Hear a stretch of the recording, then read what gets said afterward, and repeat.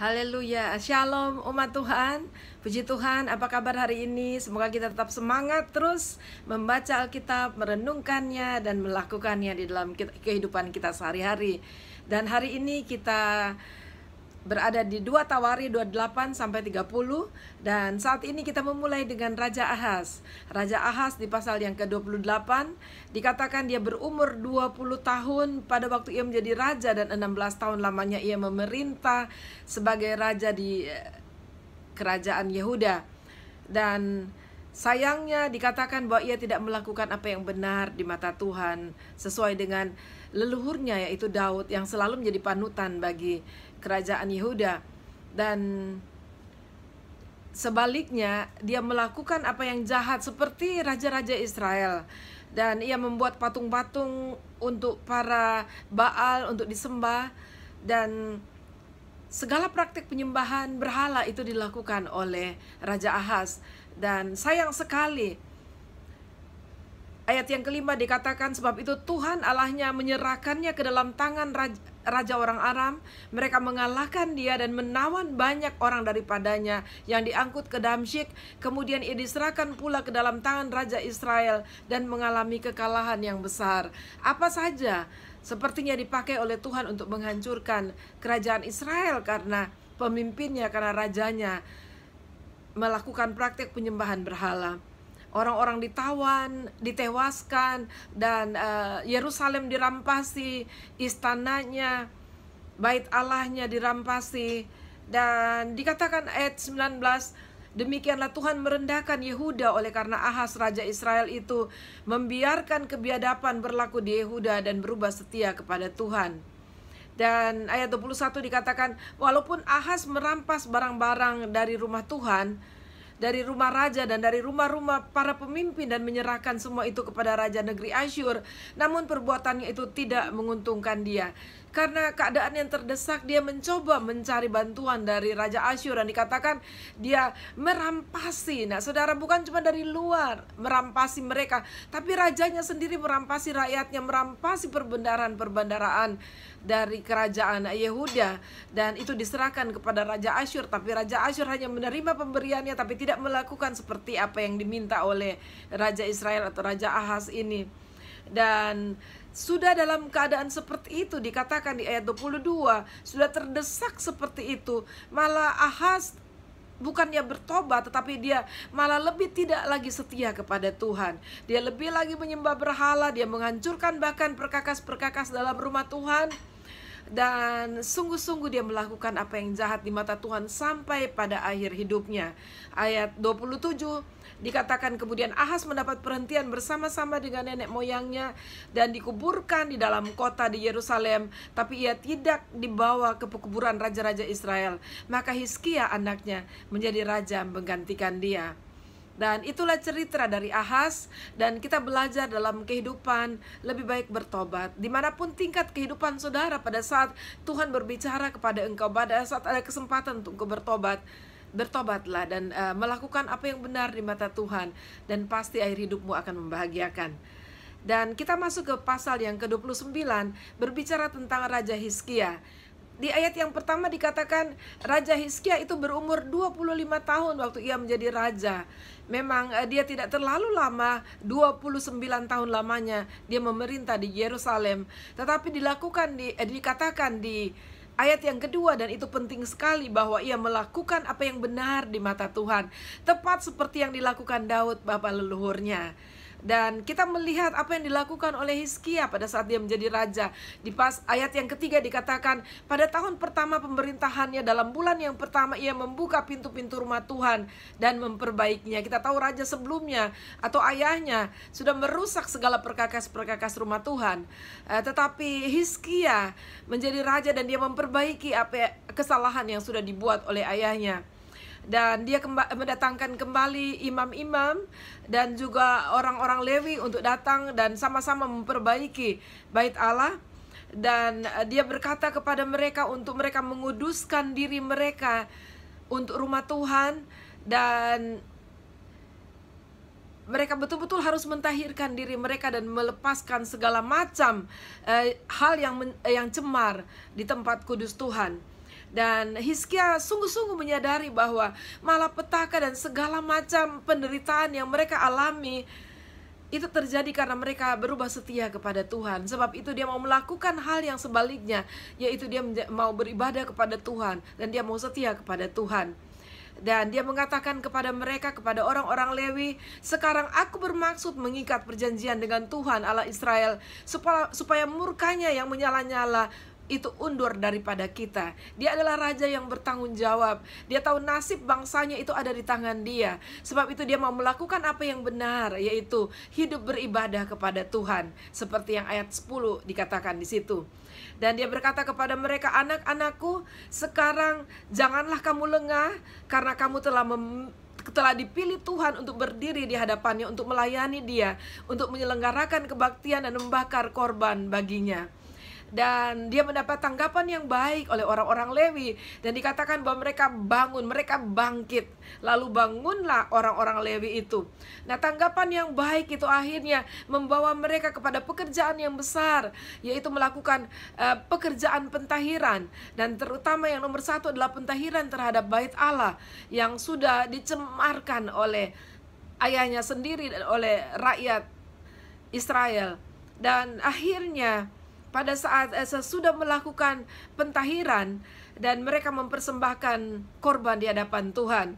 Ayat 27 dikatakan, lalu Hizkia memerintahkan untuk mempersembahkan korban bakaran di atas mezbah.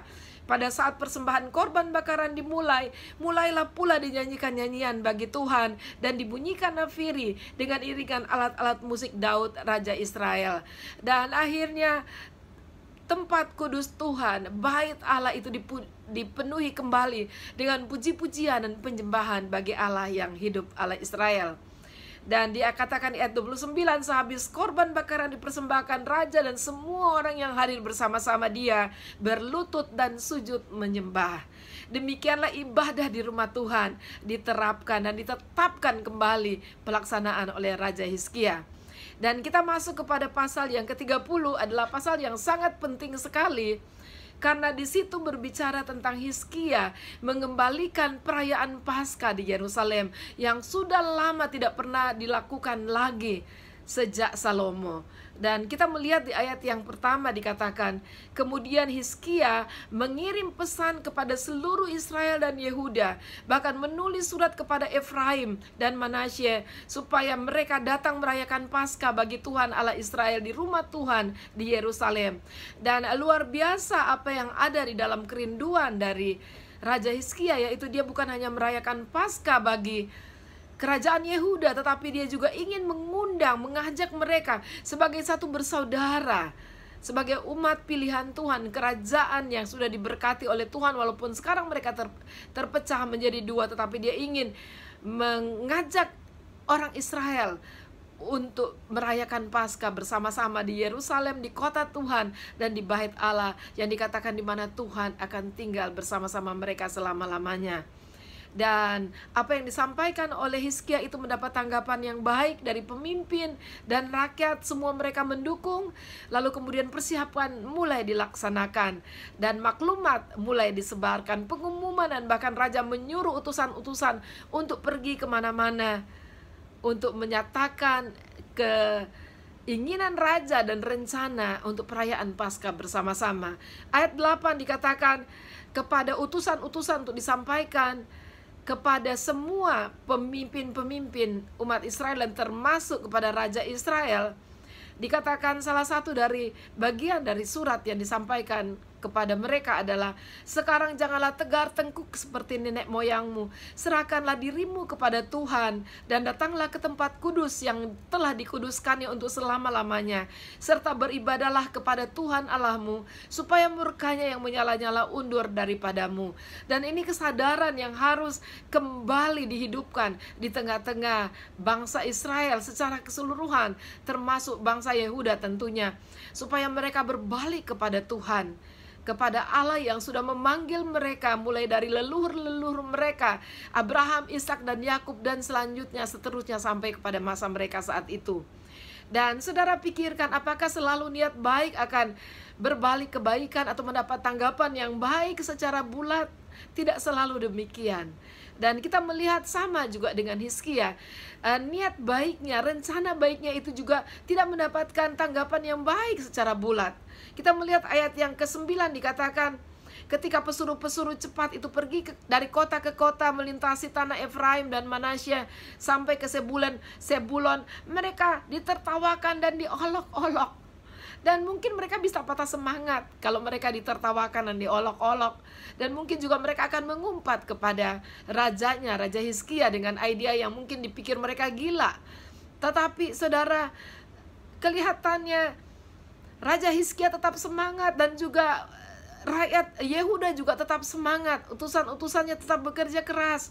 Dan dikatakan di ayat yang ke-12, di Yehuda nyata pula tangan Allah yang membulatkan hati mereka untuk melakukan perintah raja dan para pemimpin sesuai dengan firman Tuhan. Dan luar biasa, pada saat kita sungguh-sungguh melakukan apapun yang Tuhan perintahkan bagi kita, tantangan boleh ada, tapi semangat kita tetaplah harus terus menyala-nyala, karena kita percaya kita tidak bekerja sendiri, bahwa ada Tuhan yang beserta dengan kita, yang dapat membuat segala sesuatu berhasil karena Tuhan, bukan karena manusianya. Dan puji Tuhan, akhirnya perayaan Paskah dapat dirayakan. Di ayat 21 dikatakan 7 hari lamanya orang Israel yang berada di Yerusalem merayakan hari roti tidak beragi dengan kesukaan yang besar. Sedang orang-orang Lewi dan para imam setiap hari menyanyikan puji-pujian bagi Tuhan dengan sekuat tenaga. Saudara bisa bayangkan sekuat tenaga mereka. Mereka mempersembahkan pujian dan penyembahannya kepada Tuhan. Dan dikatakan bahwa akhirnya mereka merasa tidak cukup 7 hari. Mungkin sudah rindu bertumpuk-tumpuk, sehingga mereka akhirnya memutuskan untuk meneruskan 7 hari lagi perayaan dan berkumpul bersama-sama. Ayat yang ke-25, seluruh jemaah Yehuda bersukaria, juga para imam dan orang-orang Lewi, dan seluruh jemaah yang datang dari Israel, serta orang-orang asing, baik yang datang dari tanah Israel maupun yang tinggal di Yehuda. Dan ayat 26, maka besarlah kesukaan di Yerusalem, karena sejak Salomo bin Daud Raja Israel tidak pernah terjadi peristiwa semacam itu di Yerusalem. Kita tahu sesudah Salomo kerajaan terpecah, dan itu tidak pernah terjadi lagi sampai akhirnya apa yang Tuhan taruh di dalam hati Hizkia untuk dilanjutkan, dan sehingga mereka boleh menikmati kebesaran, mungkin juga persaudaraan yang luar biasa waktu mereka merayakan Paskah di Yerusalem. Dan ayat 27, sesudah itu para imam Lewi bangun berdiri dan memberkati rakyat. Suara mereka didengar Tuhan, dan doa mereka sampai ke tempat kediamannya yang kudus di surga. Dan berbahagia sekali kita aja yang membaca bagian ini merasa diberkati sekali. Kita dapat melihat dari Hizkia, lahir dari seorang ayah yang sungguh-sungguh menyembah Baal, menyembah berhala, dan mendukakan hati Tuhan sepanjang hidupnya. Tapi kita melihat, saudara, soal kita setia kepada Tuhan, soal kita beriman, percaya kepada Tuhan, dengan keputusan untuk melakukan kebenaran, tidak semata-mata ditentukan oleh siapa orang tua kita, tapi setiap kita ada kebebasan, dan itu merupakan keputusan pribadi kita. Sebab itu marilah dengan kita membaca dan merenungkan firman Tuhan hari ini, biarlah kita mengambil keputusan untuk setia, mengambil keputusan untuk hidup benar apapun tantangan yang ada di sekeliling kita, dan biarlah Tuhan berkenan dengan apa yang kita lakukan bagi Dia. Terpujilah nama Tuhan. Tuhan Yesus memberkati.